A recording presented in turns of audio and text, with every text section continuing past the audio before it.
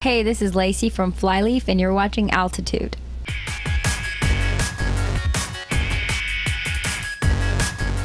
FLYLEAF, the epic return. Memento Mori.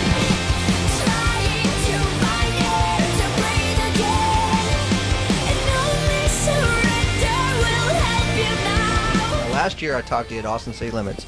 You're about to go do the album, and you had mentioned that you definitely wanted more control of what happens in the studio this time around. There were some things we didn't appreciate on the last record that I think are not going to be issues this time. You work with Howard Benson again, correct? How'd that pan out? Did you get the control that you were looking for? Well, it wasn't something we really had to fight for.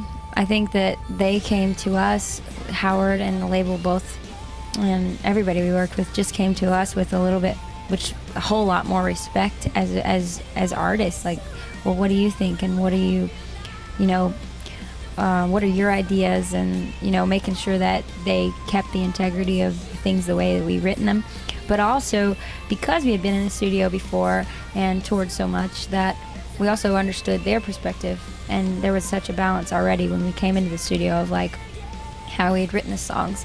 We tend to be ADD ourselves, and so we kind of cut out the fat before we got into the studio. It wasn't as painful. And the things we left in to push the envelope of pop or of, radio songs to make it still artistic and still us and still,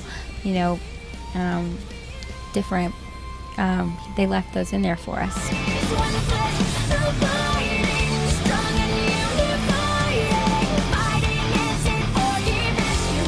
What's the next FLYLEAF single going to be? Well, the next FLYLEAF single to be released to rock radio will be Chasm, which is one of my favorite songs ever, and then the other one is Missing, which will go to more alternative and pop radio. So both of those songs are really awesome to represent the record, to represent Memento Mori, because we really feel like we need to we need to answer our rock fans who've been waiting for a record for a long time, the ones that we built a fan base with through touring with Korn, Stone Sour, and Deftones.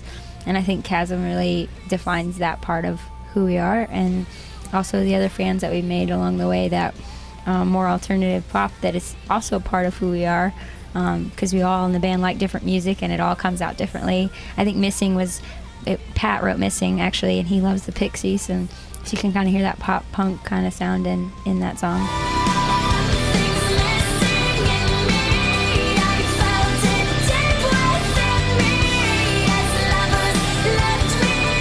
Now, with the success of All Around Me on the last album, and crossing over to more of a rock pop area, do you think you can go back and tour with Korn and Stone Sour and all those, or do you think you've kind of taken that leap where it's going to be more mainstream? Well, I would hope not, because I think we still had pop punk sounds on the first record. I think whatever your genre is, if you listen to it, you'll hear, which is really crazy to say that, but you'll hear bits of that on the record. Yeah.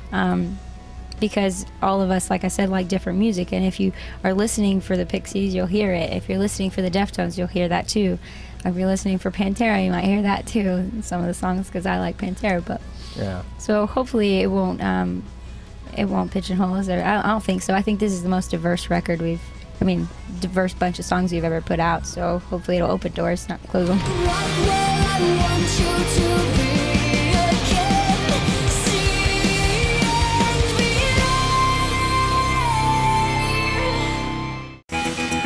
A music TV channel on your cell phone and at your fingertips? Rock videos, music news, artist features, and more.